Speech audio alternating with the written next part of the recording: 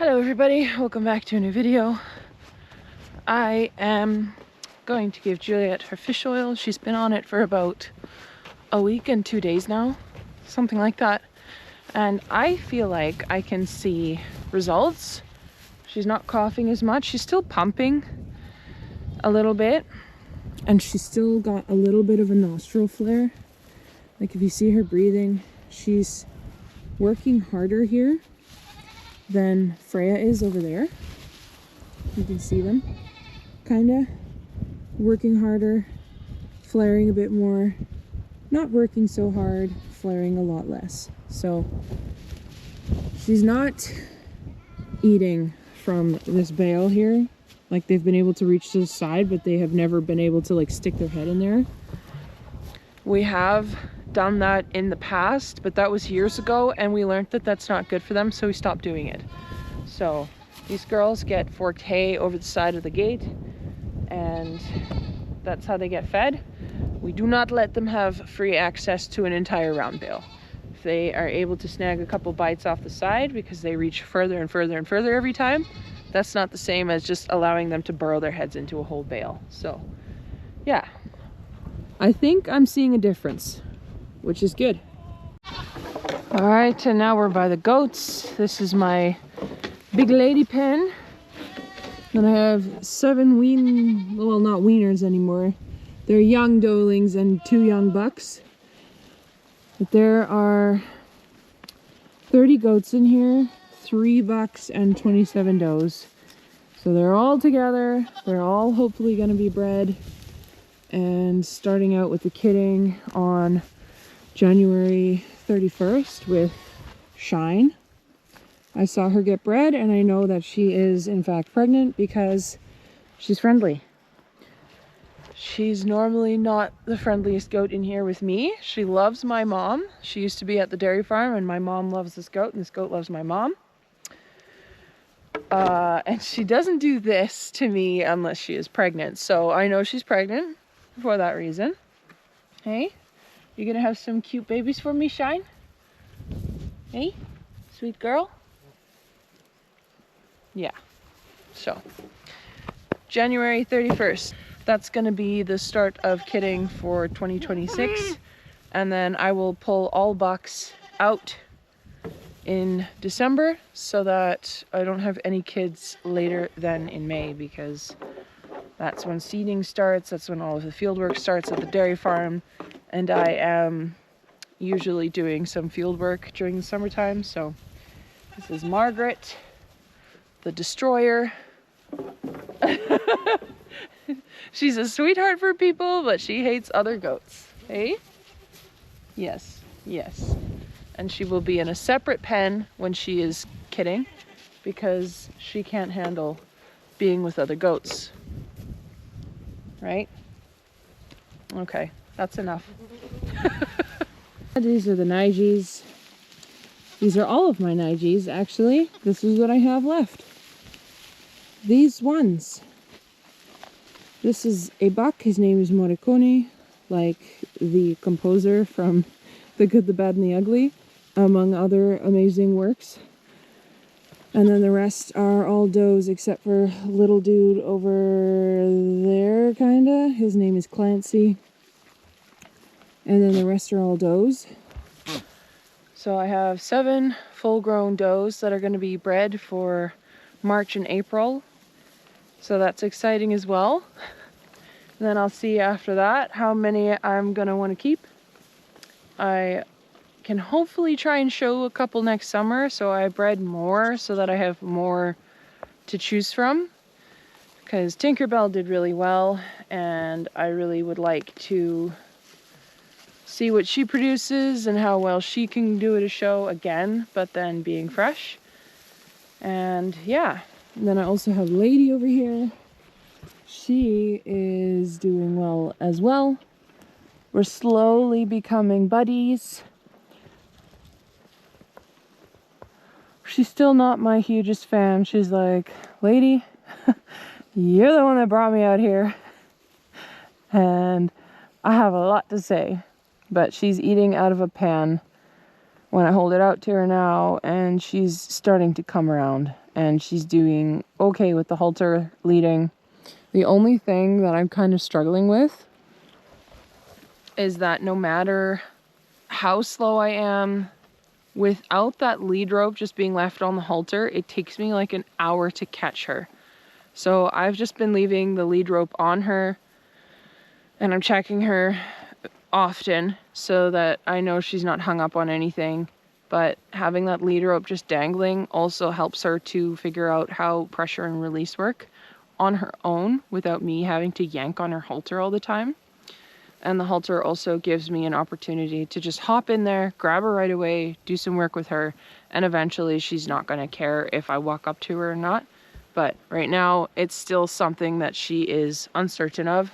So I want to make that the least amount of stress possible when I do go in there, because I feel like it's more stressful for me to go in there, chase her down, make her work, and then be able to catch her, than it is to just be able to catch her and work her that way.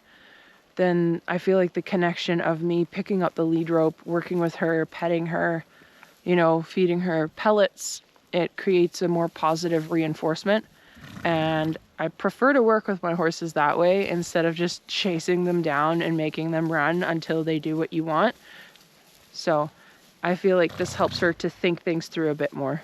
We have a very fat Poe here. Yeah, you are fat. Hulky dino. That's a big belly you got there. So we've got Poe over here. P-O-E. And then we have Edgar, or Eddie, over here sunbathing, because the sun is still really nice and warm. It's the wind that's really cold today. This is Eddie. This is Edgar. He just has such a perfect, disgruntled Lord of England look. Like, he just looks like an Edgar to me. Sir Edgar. Are you quite all right, sir? He says, put me down. Unhand me. And before anyone asks, there is an Alan, but you guys are gonna have to wait to see him.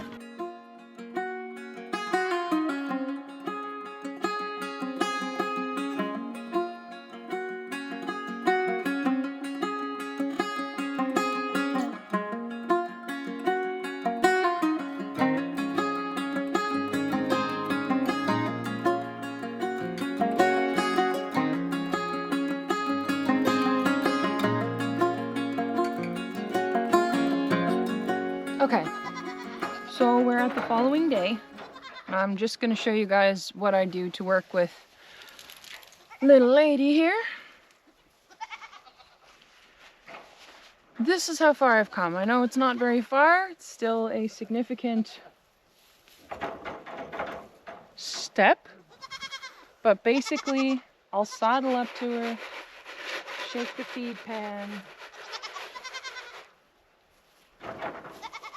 and then grab this lead rope, because otherwise I'm chasing her for an hour, like I mentioned. And then I have her favorite treat, because she is food motivated, thankfully. Because I don't know how I would be able to connect with her if she didn't like food as much as she does. And then slowly we'll just make our way over to each other.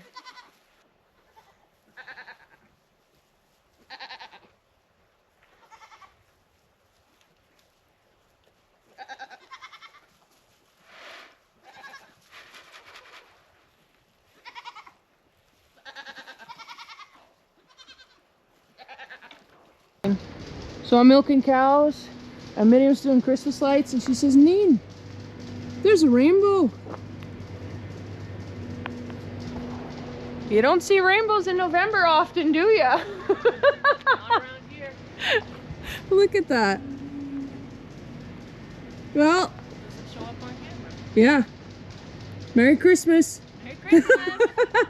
A rainbow in November. What the heck? Funny. This is an unconventional aspect of I know. Farm life and animal husbandry, unfortunately. This is Alan.